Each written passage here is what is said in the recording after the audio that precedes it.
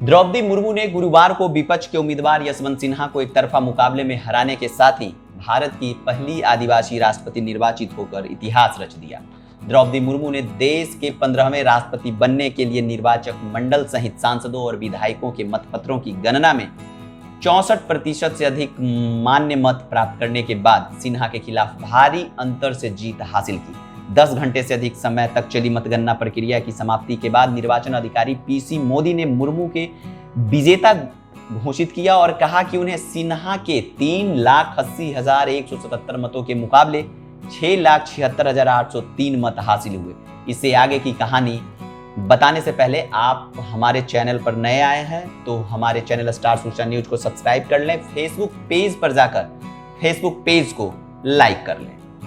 चलिए अब मैं निधि सिंह आपको वो 10 बातें बताती हूँ जो राष्ट्रपति के चुनाव में द्रौपदी मुर्मू को जीत दिलाने में साथ मिला। कहानी की आगे बढ़ते हैं।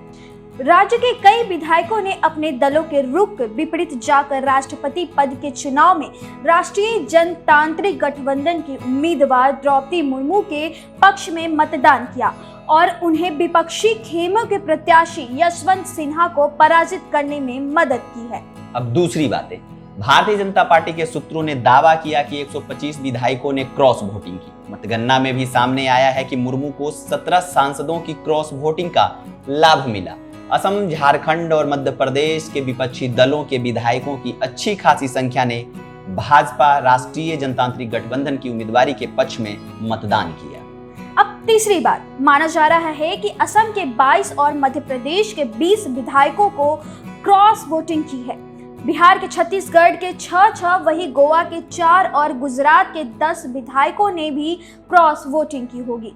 केरल के एक विधायक को छोड़कर सभी विधायकों ने सिन्हा को वोट दी, जबकि मुर्मू को आंध्र प्रदेश से सभी मत मिले हैं। चौथी बातें, वह स्वतंत्रता के बाद पैदा होने वाली पहली राष्ट्रपति होंगी और शीर्ष पद पर काबिज होने वाली सबसे कम उम्र की राष्ट्रपति होंगी। वह राष्ट्रपति बनने वाली दूसरी महिला भी हैं। वह 25 जुलाई को पद और गोपनीयता की शपथ लेंगी। शपथ लेने के साथ ही वह आदिवासी समुदाय से ताल्लुक रखने वाली देश की पहली आदिवासी राष्ट्रपति बन जाएंगी। पांचवी बात, मतगणना के तीसरे दौर के बाद ही उनकी जीत पर मुहर लग गई थी, जब निर्वाचन अधिकारी ने घोषणा की कि मुर्मू को कुल मान्य मतों के 53% से अधिक मत प्राप्त हो चुके हैं, जबकि 10 राज्य और केंद्र शासित प्रदेश के मतपत्रों की गिनती चल रही थी। छठी बात, राष्ट्रपति चुनाव में विपक्ष के उम्मीदवार यशवंत सिन्हा मुर्मू की जीत पर उन्हें बधाई दी। उन्होंने कहा कि हर भारतीय उम्मीद करता है कि 15वें राष्ट्रपति के रूप में वह बिना किसी डर या पक्षपात के संविधान के संरक्षक के रूप में कार्य करेंगी। सातवीं बात, सिन्हा ने एक बयान में विपक्षी दलों के नेताओं को इस चुनाव में उन्हें अपने उम्मीदवार के रूप में चुनने के लिए धन्यवाद दिया है। उन्होंने कहा कि मैं निर्वाचन मंडल इलेक्टोरल कॉलेज के सभी सदस्यों को धन्यवाद देता हूं जिन्होंने मुझे वोट दिया है। मैंने विपक्षी दलों के प्रस्ताव को पूरी तरह से भागवत गीता में भगवान कृष्ण द्वारा दिए गए कर्म योग और उस पर उपदेश के आधार पर स्वीकार किया कि फल की उम्मीद के बिना अपना कर्तव्य करते रहो। आठवीं बात, उन्होंने कहा मैंने अपने देश के प्रति अपने प्रेम के कारण अपना कर्तव्य पूरी ईमानदारी से निभाया है। मैंने अपने अभियान के दौरान जो मुद्दे उठाए थे वे प्रासंगिक हैं। एक बयान में सिन्हा ने देश की स्थिति पर भी चिंता व्यक्त करते हुए कहा कि भारत ने कभी भी इतने बड़े स्तर पर राजनीतिक भ्रष्टाचार नहीं देखा है और यह ध्रुवीकरण की जहरीली राजनीति के साथ मिलकर लोकतंत्र और सांप्रदायिक सद्भाव के लिए एक गंभीर खतरा है।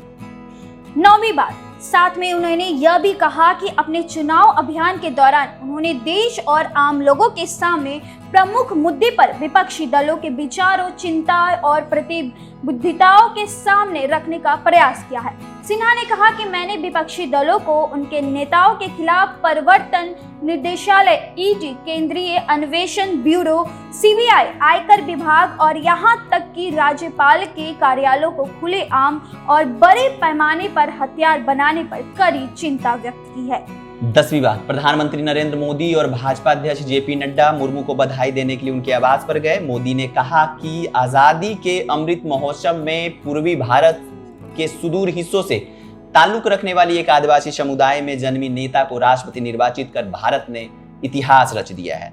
मुर्मू की जीत की घोषणा के बाद एक ट्वीट में प्रधानमंत्री मोदी ने कहा कि विधायक, मंत्री और झारखंड के राज्यपाल के रूप में उनका कार्यकाल उत्कृष्ट रहा। ऐसे ही तमाम और अच्छी स्टोरी जानने के लिए हमारे चैनल स्टार सूचना न्यूज को लाइक, शेयर एंड सब्सक्राइब जरूर करें और अपनी राय को कमेंट बॉक्स में जरूर बताएं। अब हमें दीजिए इजाजत। धन्यवाद।